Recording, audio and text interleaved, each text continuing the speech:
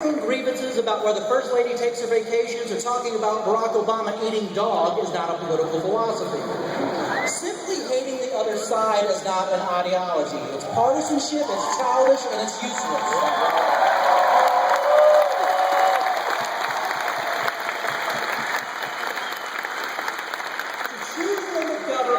Uphold the Constitution and protect our individual freedoms, conservatives must advance a positive agenda of liberty.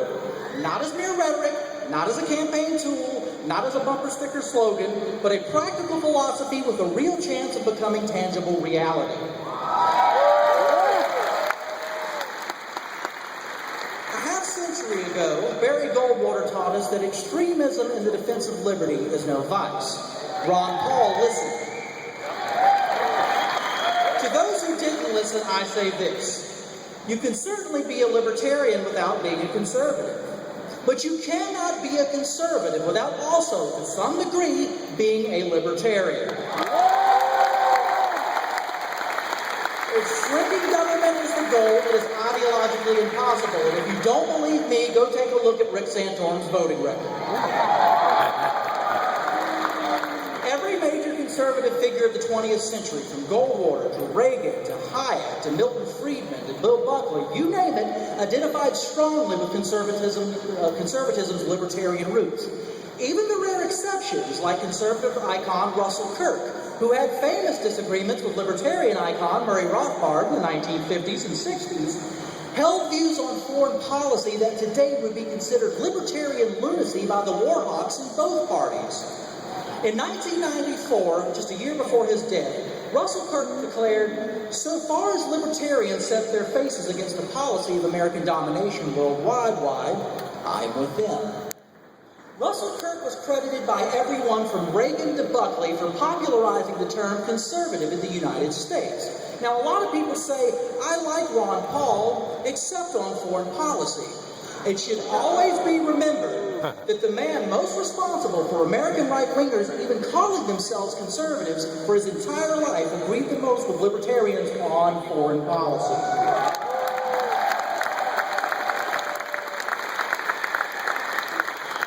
Now, many conservatives remain unaware of this history. Those who fear Ron Paul in this movement would probably prefer that we all stay unaware of this history. But they are failing. Conservatism's libertarian roots are now back and in full force. You see, none of this was supposed to happen. Ron Paul was supposed to run for president in 2008, maybe get a little attention, and then fade into obscurity. Instead, Ron Paul became a household name.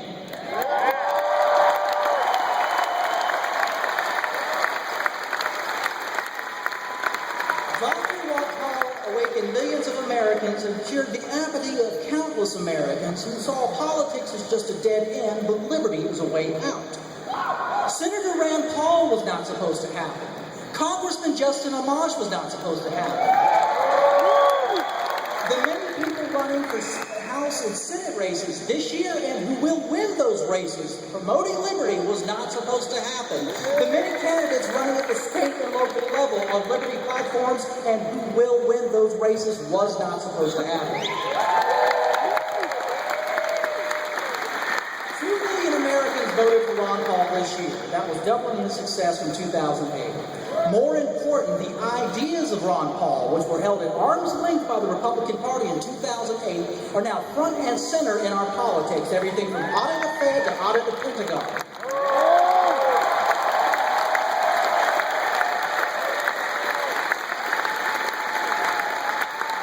It is Ron Paul's revolution that continues to shape our political discourse more than any other movement on the political scene today. What we are trying to do with this movement is more important than this particular election or even Ron Paul, something Dr. Paul would readily admit himself. We are trying to make constitutional government a reality in our time. We're trying to turn the Republican Party into the limited government party it has always purported to be. We're trying to make the conservative movement conservative again.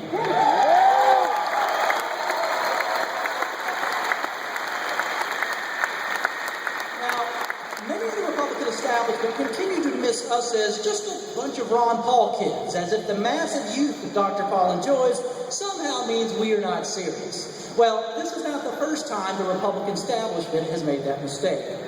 Consider the following from a 1960 editorial in National Review describing the youth presence for Barry Goldwater at the Republican National Convention that year.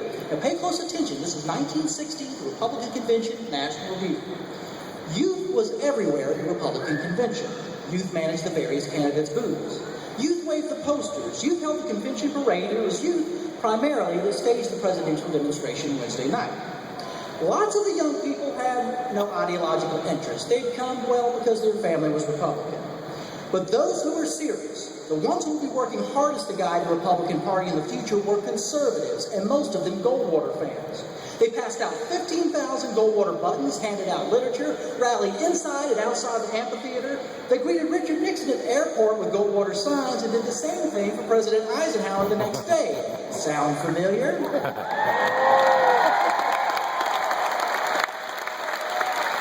The National Review editorial then noted, quote, "They drove one Nixon aide into muttering in exasperation, 'Those damn Goldwater people are everywhere.'" The editorial then concluded of these Goldwater youth that these fiery young conservatives and libertarians represent, quote, "those who are serious, the ones who will be working the hardest to guide the Republican Party in the future." Now, of course, National Review in 1960 was right. Those Goldwater kids became the modern American conservative movement. And it is those Ron Paul kids and those Ron Paul people who are picking up where Barry Goldwater left off, who are reviving the philosophy of liberty and championing the constitutional principles of our founders that made this country great.